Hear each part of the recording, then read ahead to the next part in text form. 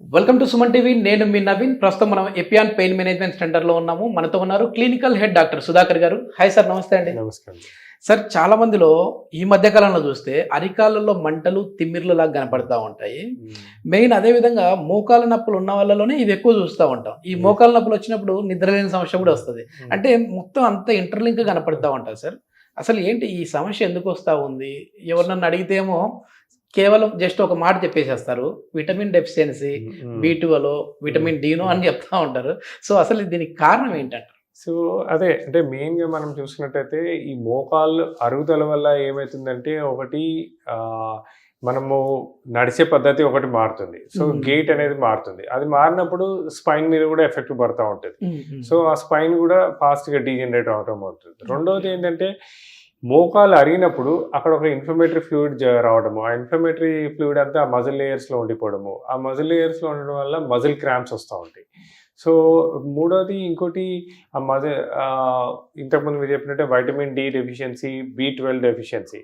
So మన ఇండియాలో ఒకటి ఏంటంటే సన్ బేదింగ్ అనే కాన్సెప్ట్ లేదు. అన్ఫార్చునేట్లీ మనం అనుకుంటాము మనం ట్రాపికల్ కంట్రీస్లో ఉన్నాము, బాగానే ఎండకి ఎక్స్పోజ్ అవుతాము అనుకుంటాం. కానీ మార్నింగ్ 6 to 7, 6 to 8 ఎండలోనే మనకి వైటమిన్ డి వచ్చే ఛాన్స్ ఉంటుంది.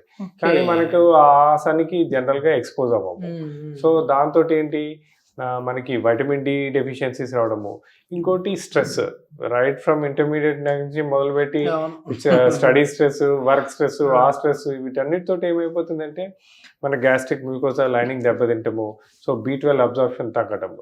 సో ఇంకా ఫైనల్గా అంటే షుగర్స్ అన్కంట్రోల్. సో ఒక ఏజ్ వచ్చిన తర్వాత ఈ B12 deficiencies, vitamin D deficiencies, uncontrolled sugars కానీ, అంటే ఇప్పుడు నీ జాయింట్స్ అరగడం వల్ల whatever is the reason వాళ్ళకి రాత్రిపూట నిద్ర డిస్టర్బ్ అవ్వడము, ఈ అరికాళ్ళలో మంటలు రావడము, మజిల్ క్రాంప్స్ రావడము, ఇవన్నీ చాలా కామన్ గా చూస్తున్నాం ఈ మధ్య. ఓకే, ఈ నిద్ర లేని సమస్య ఉన్న వాళ్ళలో మామూలు ఇంకా ఏ ప్రాబ్లమ్స్ ఇంటర్లింక్ ఉంటుంది సార్? సో ఈ నిద్ర లేని సమస్య ఉన్న వాళ్ళ లోపల ఒకటి నిద్ర సరిగ్గా ప్రాపర్ స్లీప్ లేదనుకోండి, ఒక 7 to 8 hours స్లీప్ లేకపోతే బీపీ కంట్రోల్ ఉండదు, షుగర్స్ అన్కంట్రోల్ అవుతుంది.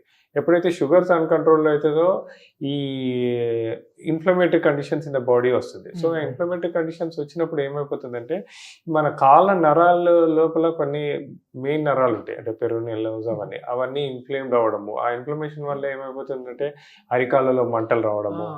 So it's a vicious cycle.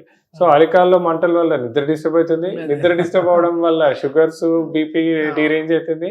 దానివల్ల మళ్ళీ ఇవన్నీ అరికాల మంటలు వస్తాయి.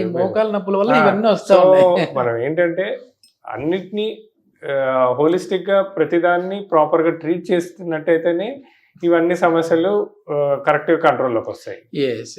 మోకాళ్ళ నొప్పులు వస్తే ఆ నొప్పుల వల్ల నిద్ర రాదు, నిద్ర రాకపోతే ఈ ప్రాబ్లమ్స్ అన్ని వస్తా ఉంటాయి. ఓకే, మెయిన్ ఈ మోకాళ్ళ నొప్పులు ఒకవేళ వచ్చిన వాళ్ళలో పిఆర్పి ఏ విధంగా ఉపయోగపడతా ఉంది? సో మనము మోకాళ్ళ నొప్పులు వచ్చిన వాళ్ళలో మెయిన్ గా మనం చూసినట్టయితే కార్టిలేజ్ డీజనరేషన్ వల్ల వస్తుంది. సో కార్టిలేజ్ డీజనరేషన్ అక్కడ సైనోవియల్ ఫ్లూయిడ్ సెక్రేషన్ తగ్గి బాగా ఫ్రిక్షన్, ఒక ఇన్ఫ్లమేటరీ కండిషన్ ఉంటుంది.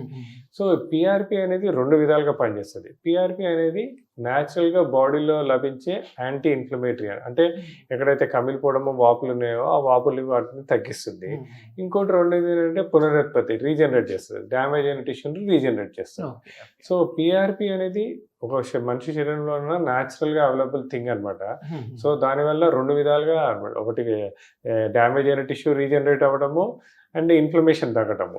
ఎప్పుడైతే కార్టిలేజ్ రీజనరేట్ అవుతుందో మళ్ళీ అక్కడ సైనోవియల్ ఫ్లూయిడ్ సెక్రేషన్ వచ్చి ఫ్రిక్షన్ అనేది తగ్గుతుంది, మూమెంట్స్ అనేది ఇంక్రీజ్ అవుతుంది. ఓకే, మనం వేసుకునే చెప్పులు కావచ్చు, షూలు కావచ్చు, వీటి వల్ల కూడా మనకి మోకాళ్ళ నొప్పులు వచ్చే అవకాశం ఉంటుంది అని విన్నాను సార్, ఎంతవరకు వాస్తవం? అది చాలా గుడ్ క్వశ్చన్ అండి. సో దీంట్లో భాగంగా చెప్పాల్సింది ఏంటంటే చాలా మంది 40-50 తర్వాత వాకింగ్ చేయండి అంటారు. సో వాకింగ్ చేయమన్నప్పుడు వాళ్ళు ఏంటంటే చాలా మంది చెప్పులు వేసేసుకొని తార్ రోడ్ మీద, సిమెంట్ రోడ్ మీద వాకింగ్ చేసేస్తూ ఉంటారు.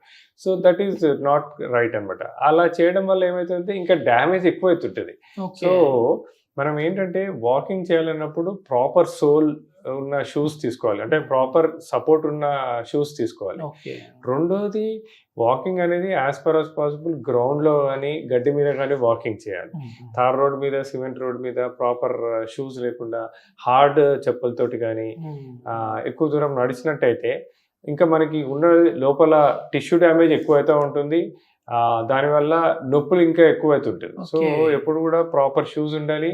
అండ్ దెన్ దాని వాకింగ్ కూడా ఎప్పుడు కూడా ప్లెయిన్ సర్ఫేస్ మీద, అంటే అప్ డౌన్ లేకుండా గడ్డి మీద కానీ మట్టి మీద కానీ ప్లెయిన్ సర్ఫేస్లో వాకింగ్ చేస్తేనే చాలా బాగుంటుంది. ఇప్పుడు మరి ఒకవేళ ఈ వీడియో చూసిన వాళ్ళలో చాలా డౌట్ వస్తూ ఉంటుంది, సార్ మేము వెయిట్ ఉన్నాము, వెయిట్ తగ్గమన్నారు, మీరేమో వాకింగ్ చేయొద్దంటా ఉన్నారు, మరి మేము ఎట్లా వెయిట్ తగ్గాలి అనుకుంటా ఉంటారు. అట్లాంటి వాళ్ళకి ఎట్లా సో అదే అండి నేను చెప్పేది ఏంటంటే, మనం చూసుకున్నట్టయితే ఇవాళ రేపు యోగా మొత్తం వరల్డ్ వైడ్ యోగా మీద చాలా ఉన్నాయి. సో మన వెయిట్, మన హెల్త్ మెయింటైన్ చేసుకోవడానికి యోగా, స్ట్రెచింగ్ ఎక్సర్సైజెస్ చేసుకోవచ్చు. డైట్ కంట్రోల్, ఇంకోటి డైట్ కంట్రోల్లో ఇప్పుడు బరువు తగ్గడానికి ఒక ప్రాపర్ డైట్, ఒక డైటీషియన్ని కలిసి small quantities more number of times, plus proteins ఎక్కువ, కార్బోహైడ్రేట్స్ తక్కువ.